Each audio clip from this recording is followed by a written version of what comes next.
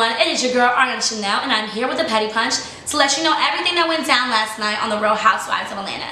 So this episode was real chill because, you know, the past two episodes have been very drama filled. However, on this episode we focus more on personal and family issues happening in each girl's lives. So Cynthia invites Kenya and Kandi to come over, and they start talking about San Francisco. You know, Kenya did have to leave early for a funeral. She said, you know, it was a very hard time for her. She did break down, but overall the funeral was good. Cynthia then asks when she can meet Mark because she's been dying to meet him. And Kenya's like, you know, of course you're going to meet him sometime soon, Cynthia. You know, I just don't really bring him in Atlanta so much because of her ex, which is really strange. I don't know, something's going on with that situation, and I'm still trying to figure out what it is. Then they get on the topic of Sheree's boyfriend. Y'all know Sheree's boyfriend, Tyrone, is in jail. Well, she posted a picture of her in a shirt that says wifey, and the girls are like, what's going on? Now they all start laughing when they find out why he really went to jail, because he was scamming people for money, according to Nene.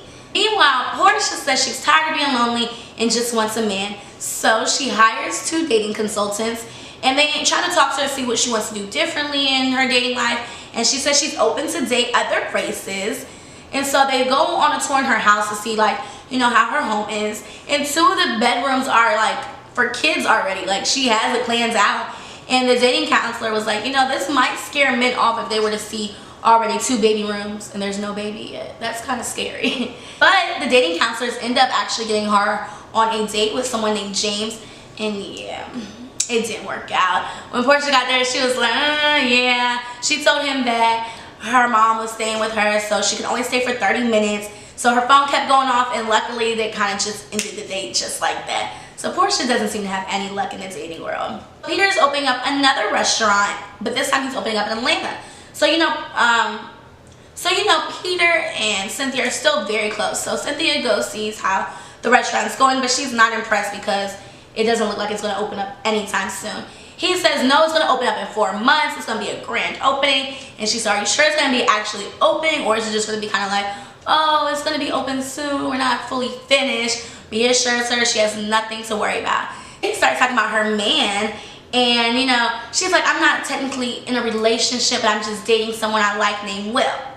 Now fast forward later on in the episode, Will ends up having a driver come pick her up, and they meet to go on a date. It looks so romantic. And then Cynthia was like, oh, let's fight Todd and Kandi. So Todd and Kandi and them all meet up, and you know, Kandi goes straight for the bullet and is like, so I heard you were on a dating show.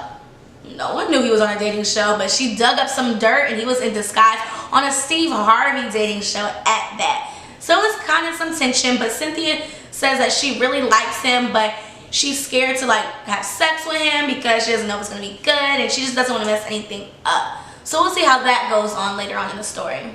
Sheree finally gets enough courage to talk about the abuse that happened in her past marriage with her children.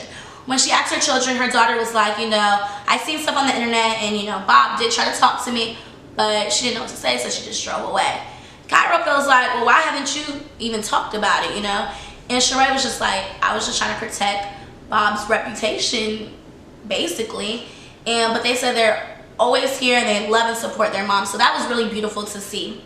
Now she does go with her life coach to talk about how the talk went, and in the middle of the session she gets a call from Tyrone. So you know, you can't miss the jail phone call. So she goes, answers it, and when she comes back, the coach is like, hey, what happened? And she's like, oh, I was just on the phone with my boyfriend, he's in jail. And he looks like but Sheree says this is the love of her life. She's, you know, very happy. On the phone he was saying stuff like, you know, I would have stayed with you if the feds weren't closing in on me. Like, this sounds crazy, Sheree, but I'm rooting for her. Meanwhile, Kandi takes Ace on swim lessons, and that was probably the cutest moment of the episode. Then she takes Riley indoor skydiving, and Riley's like, you know, I feel like you never make time for me anymore. Every time you plan something, you cancel because of work. Kandi assures her that, you know, she's trying her best, that she's gonna make sure she prioritizes her time, but she's trying as hard as she can. That was it for last night's episode. Be sure to tune in next week for another recap of the Real Housewives. And also be sure to go on thepettypunch.com for your latest entertainment and gossip news.